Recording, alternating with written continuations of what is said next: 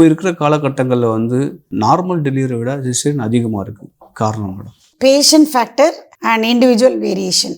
அந்த பிறப்பு வழி இருக்கு இல்லையா, அது வந்து favourable and to facilitate the birth of the baby அப்படி இருக்கணும். அப்படி இருந்தால் தான் நார்மல் டெலிவரி நிறைய ப்ரொமோட் பண்ண முடியும்.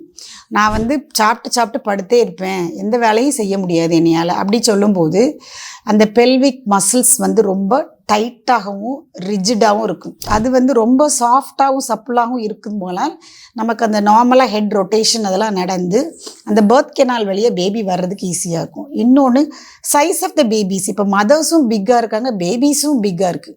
ஸோ நல்ல நியூட்ரிஷன் சாப்பிட்டுட்டு அப்புறம் பேபி பிக்காக இருந்ததுன்னா நமக்கு சி செக்ஷன் ஆகிறதுக்கு வாய்ப்புகள் இருக்குது. ஒரு ஃபேமிலிக்கு 2 பேபின்னு ஆனதுலேருந்து ஒரு பேபி கூட பர்த் ஆஸ்ஃபிக்ஸியா வரக்கூடாது. எனக்கு இருக்கிற சைல்டு வந்து நியூரலாஜிக்கலி நார்மலாக இருக்கணும், ஃபிசிக்கலி நார்மலாக இருக்கணும் அப்படி நினைக்கிறதுனால நிறைய ஒஜிஷியன்ஸ் வந்து இந்த மாதிரி நமக்கு டு அவாய்ட் பர்த் ஆஸ்ஃபிக்ஸியா அண்ட் இந்த பெல்விஸில் வந்து பேபி வர ரொட்டேஷன் டிஃபெக்ட்ஸ் இதெல்லாம் ஓவர் கம் பண்ணுறதுக்கு சி செக்ஷன்ஸ் போக வேண்டிய வாய்ப்புகள் பேஷண்ட் ஃபேக்டர்ஸ்னால இருக்குது.